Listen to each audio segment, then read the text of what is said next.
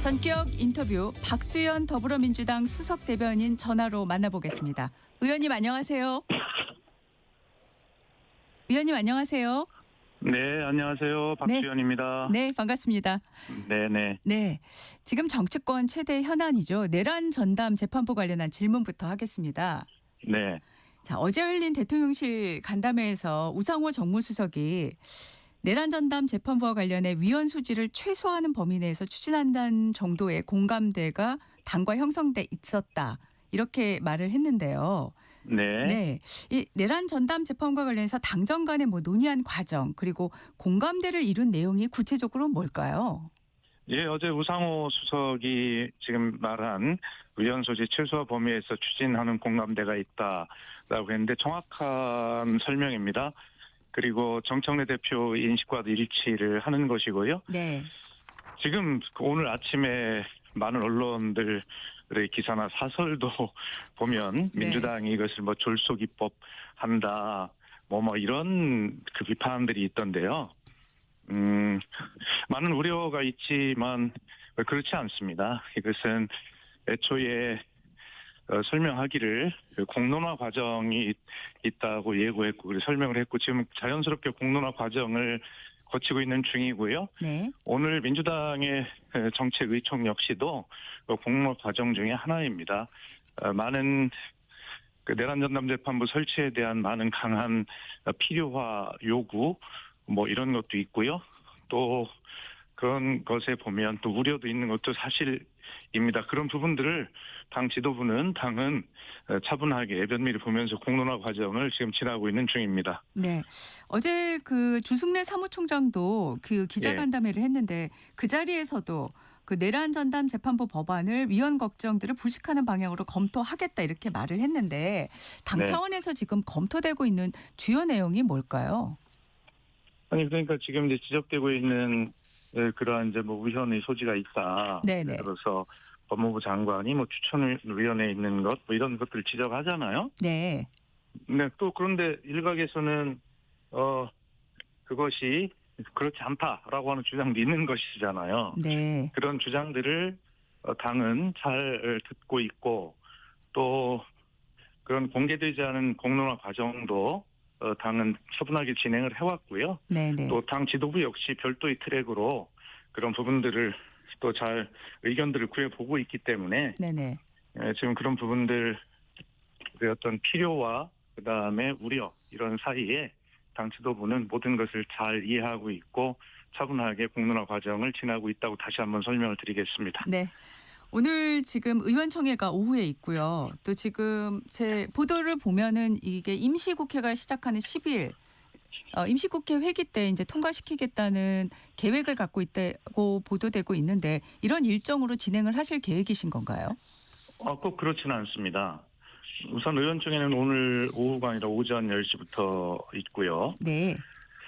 그다음에 이제 본회의가 이제 12월 9일 내일이 이제 이 정기국회 마지막 날이기 때문에 네. 내일은 정기국회가 열리거든요. 그래서 9일 날과 그다음에 내일부터는 이제 또 다른 임시국회 소집을 해서 지금 우리가 논의하고 있는 그런 개혁 법안들을 처리할 계획으로 있는데 중간에 이제 국회의장님께서 해외 그 의장 일정이 있으세요. 아, 네. 네, 그래서 의장님 해외 일정을 빼고 나면 어느 날이 본회의가 가능할 것인가라고 하는 것을 이제 지금 따져보고 있을 거 아닙니까? 그렇겠죠. 네, 그래서 국회에서 처리하고자 하는 이제 개혁 법안이 몇 가지가 있는데 네. 이게 이제 그 본회의가 가능한 날짜가 며칠인가를 따져보고 그래서 그 우선순위를 정하는 게 중요하지 않겠어요? 네, 그렇죠.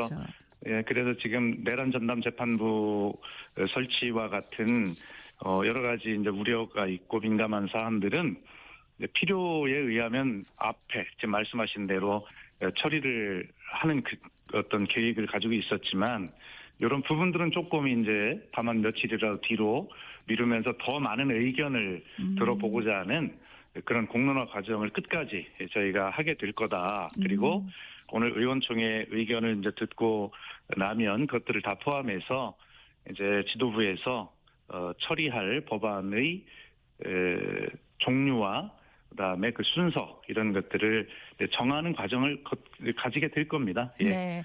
공론화 과정을 충분히 거치겠다는 게 대변인님의 설명이시네요. 그렇습니다. 그런데 이제 기왕에 한 말씀 더 드리면 네네. 오늘 아침에 이렇게 언론의 사설들을 보면 네. 뭐 폭주 정치 민주당, 그다음에 또는 뭐 민주당 빼고 다 반대하는 내란 재판부 후폭풍 감당하겠나. 또 하나는 내란 재판부법 보완 한들 무연성 사라지겠나. 이제 접어야 한다. 아니 이렇게 공론화 과정을 자연스럽게 가고 있는데 네. 이렇게 단정적으로 언론이 주장하는 것은 어떤 근거인지를 모르겠어요. 네. 예, 그래서 그렇다면 그렇게 주장하는 언론 또는 그렇게 주장하는 측에게 좀 물어본다면 왜 이런 내란 전담 재판부가 나올 수밖에 없었는가? 그동안에 그러면 이 내란 재판에 대해서 침대 재판, 만담 재판이라고 하고 내년 1월 18일이면 윤석열의 구속기한이 만료가 되어서 또다시 와서 석방되는 이런 충격적 모습을 국민이 볼 수밖에 없는 이런 걱정이 있는데 이런 것에 대해서는 지적하고 강하게 질타를 했습니까? 지금 이런 상황 속에서도 이 내란 전담 재판부를 하지 마라라고 이렇게 주장하는 것은 매우 잘못된 것 아닌가요? 예를 들어서 이런 어떤 걱정들이 있으니 네네. 잘 보완해서 신속하게 내란 재판을 종료하면서도 그리고 그런 위헌성이 나오지 않도록 잘 하라라고 하는 것까지는 이해할 수 있습니다만 네. 이렇게 단적으로 하지 마라, 접어라라고 하는 그런 주장에 동의할 수 없습니다. 예. 알겠습니다. 지금 그 사법부도 5일 네. 법원장 회의에서 오늘 이제 전국 법관 대표 회의를 열고 이건 뭐 정기 회의이지만 아마도 내란 전담 재판부 관련한 논의가 있을 걸로 좀 예상들을 하고 계시고요. 또 법원 행정처가 공청회를 또 하더라고요. 이런 움직임은 네. 어떻게 보십니까? 예, 당연히 그런 공청회도 그쪽도 해야 되고요. 네. 또 저희도 당도 그런 법원을 비롯한 이해 관계자라고 합시다. 네. 당연히 의견을 많이 들어왔어요. 예. 네. 그래서 어떤 것들을 서로 주장하고 어떤 것들을 보완하자고 하는지도 내용도 잘 알고 있거든요. 그래서 너무 큰 걱정들보다는 네.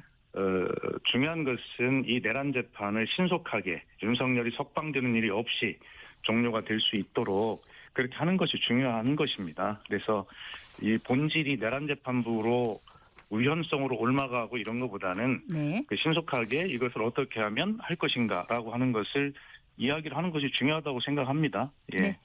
자, 내란 특검 수사 종료일이 이제 얼마 남지 않았습니다. 그래서 그럼 정청래 대표는 지금 3특검이 종료되는 즉시 2차 종합특검으로 내란의 티끌까지 법정에 세우겠다 이렇게 말씀을 하셨는데 네. 당에서 2차 종합특검과 관련한 준비가 구체적으로 진행되고 있습니까? 아직 구체적으로 준비된다고 볼 수는 없고요. 그런 방향만 지금 이야기한 상태죠. 말씀하신 대로 지난 12월 6일 최고위원회에서 정청래 대표가 지금 그런 말을 했고요. 또 그 앞서 이재명 대통령께서도 비치혁명 1주년 대국민특별성명에서 설명해서 이렇게 말씀하셨어요. 국회가 잘 하리라고 생각하지만 현재도 밝혀지지 않은 것이 너무 많아 보인다. 그래서 아직도 비치혁명은 끝나지 않았다. 네. 사적 야욕을 위해 헌정 질서를 파괴하고 전쟁까지 획책한 그 부도함 반드시 심판을 받아야 한다. 이렇게 말씀하신 적이 있거든요. 네. 예, 우리 국민들은 아마 이제 이런 것들이 민생에 막 신경을 올인하고 해야 될 때 이런 것들이 너무 길어지면 당연히 그 개혁과 청산의 피로감을 느끼실 수 있어요. 그렇기 때문에 계속 당도 신속하게 이것을 끝내겠다. 그렇게 말씀을 계속 설명을 드려왔거든요. 네네. 그럼에도 불구하고 좋은 게 좋다고 그냥 덮고 갈 수 없는 부분들이 있어요. 그런 부분들, 이게 청산되지 않은 역사가 얼마나 불행한 결과를 후손에게 주는지는 지금 우리가 어떤 그 일제에 대한 평가를 두고도 좀 뉴라이트가 준동한다든가 이런 걸 가진 이런 어떤 분열 이런 것들을 보면 충분히 알 수 있잖아요. 간단하게 설명을 드리면 이런 겁니다. 최혜경 특검에서 우리 국민들은 사실 그동안 윤석열의 종로가 있었냐 없었냐 없었다고 했잖아요. 그쪽에서는. 그런데 그것이 특검을 해보니까 경로가 있었다는 것이 사실로 밝혀졌어요. 그런데 더 중요한 것은 그러면 왜 임성근이라고 하는 투스타 그 수많은 별들 중에 그 하나를 구하기 위해서 대통령이 경로했지? 왜 경로한 거야? 라고 하는 본질은 지금 밝혀지지 않았어요. 네. 그리고 내란 특검도 단편적인 그 사실들은 계속 지금 밝혀지고 있지만 정작 중요한 근데 왜 윤석열은 내란을 일으킨 거야? 왜 비상계엄을 한 거야? 라고 하는 근본적 원인에 대해서는 접근조차 못하고 있죠. 네. 또 하나 중요한 거는 지난 대선 과정 중에 TV 토론에서 윤석열 후보가 그 당시 후보가 뭐라고 했냐면 이 도이치모터스 주가 조작으로 김건희 씨나 네. 그 장모인 최은순 씨가 단 10원 한 푼도 이득을 본 것이 없다. 오히려 손해만 봤다라는 취지로 이야기했잖아요. 네네. 이 공직선거법이 100만 원 이상 이게 유죄가 되면 국민의힘은 지난 대선에서 보전받은 이 선거 비용 한 500억 가까이 되거든요. 이거 다 물어내야 돼요. 네. 이런 어떤 것들 하나도 정리가 안 되고 있는 거예요. 그래서 이것을 뭐 국민의힘은 내년 지방선거에 민주당이 국민의힘을 내란 정당으로 몰아서 이기려고 한다라고 이렇게 떼거지를 쓰고 있는데 네. 국민의힘에게 민주당이 그렇게 떼거지 안 써도 이길 수 있습니다.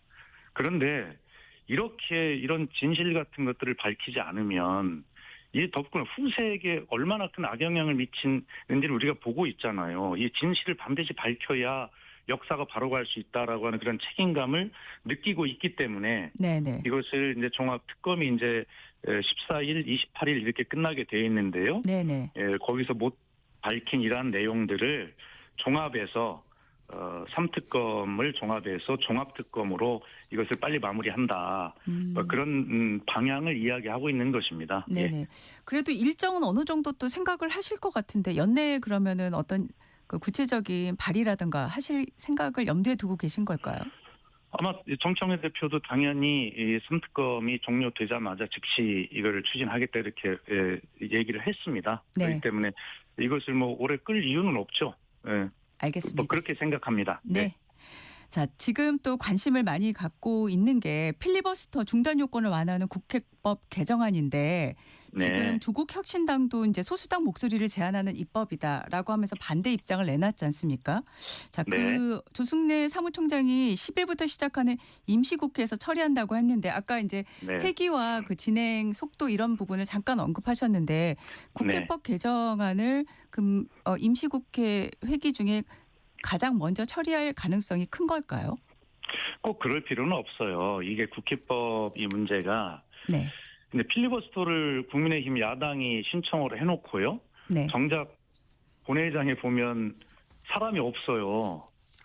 이거 말이 안 되잖아요. 그래서 이 국회법 개정을 통해서 필리버스터를 종료하는 그런 여건을 좀 만들려고 하는 그런 측면도 있지만 그것이 이제 5분의 1, 60명 이상이 없으면 국회의장이 종료시킬 수 있다는 것 아닙니까? 네. 그렇게 개정안이 이제 만들려고 하는데 그렇기 때문에 국민의힘은 60명을 채우려고 노력하겠죠. 그렇기 때문에 필리버스터가 필리버스터답게 되는 겁니다. 네. 신청해놓고 발언하는 의원 한 사람만 앵무새처럼 계속 도돌이표로 한 얘기 또 하고 한 얘기 또 하고 이런 하나만한 필리버스터. 이것은 하는 측이나 듣는 측이나 국민들 보시기에도 정말 어이가 없는 일이에요. 이런 것들을 제대로 하려면 제대로 하자라고 하는 것이기 때문에 꼭 국민의힘의 필리버스터를 강제 종료시키는 그런 조건을 완화하기 위한 그런 어떤 정치적 목적 외에도 실제로 필리버스터를 하려면 제대로 해야 된다라고 하는 제대로 필리버스터법이기 때문에 저희들은 지금 말씀하신 대로 조국 혁신당에서 주장하는 실효가 없다. 국민의힘 60명 채우면 되는 거 아니냐. 예. 왜 실효가 없습니까? 그것이라도 실효가 있는 것이죠. 그래서 조국 혁신당 주장대로 소수의 목소리가 제대로 날 수 있도록 하는 제도를 제대로 만드는 측면에서도 매우 의미가 있다고 생각을 합니다. 네. 알겠습니다. 자, 강훈식 비서실장이 어제 인사청탁 문자와 관련해서 김남국 전 비서관, 김현지 제1부속실장을 조사하고 감찰한 결과 청탁 내용이 전달되지 않은 것으로 확인을 했다고 밝혔습니다. 김 네. 전 비서관은 사퇴를 했고 사표를 수리가 됐는데 문 의원은 사과를 하셨지만 당에서 지금 별도의 조치는 더 이상 고려하고 있지는 않는 건가요? 글쎄 그것은 뭐 제가 뭐 정확하게 답변 드릴 수 있는 내용은 아닙니다. 다만 네. 두 가지는 분명합니다.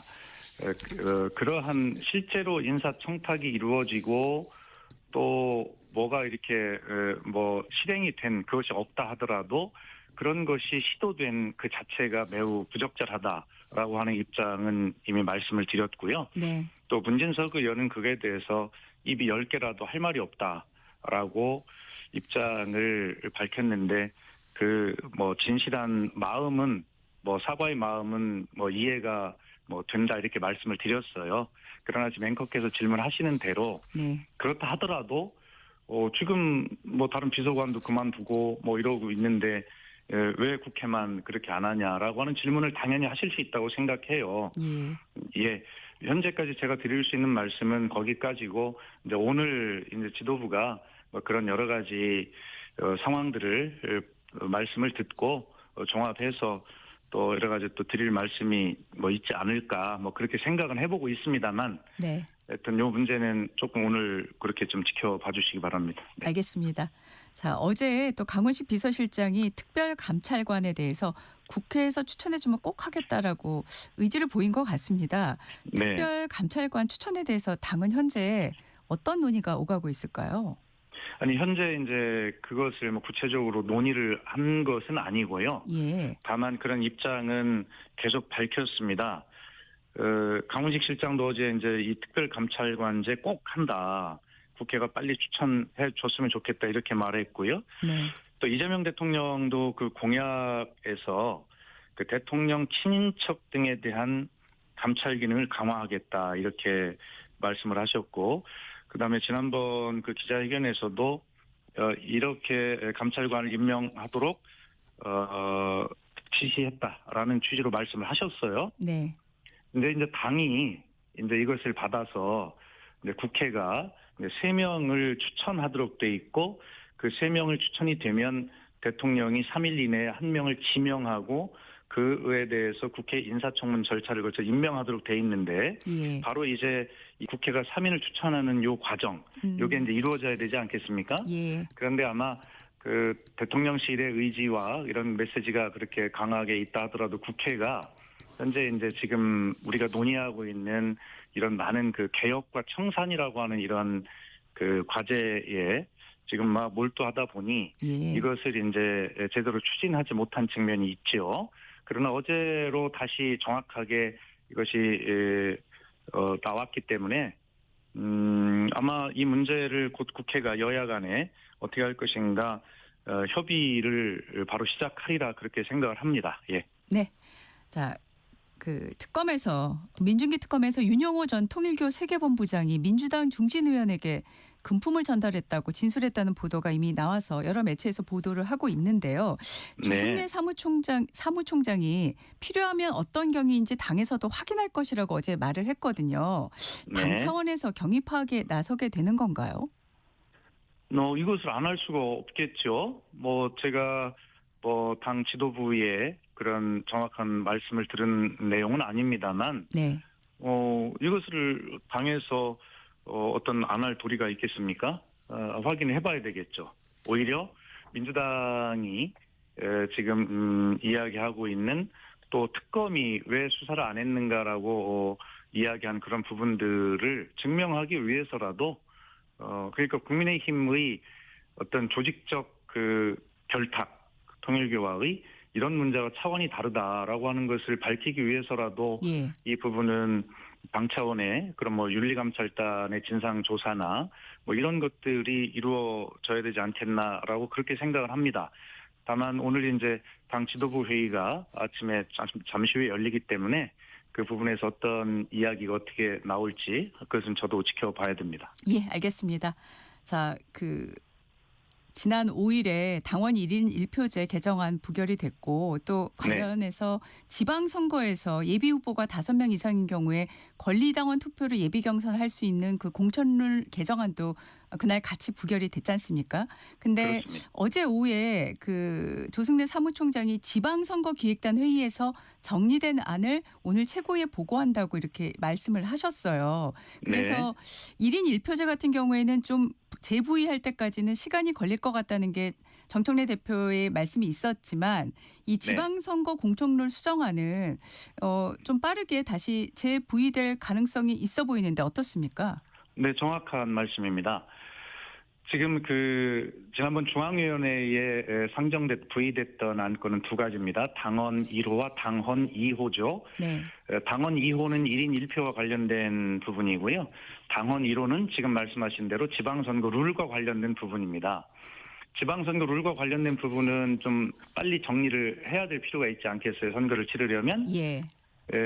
그래서 그 중에서 이제 좀 정리를 해야 될 필요가 있는 게 지금 말씀하신 대로 뭐 5명 이상이면 경선을 하는 이 조항보다는요. 네.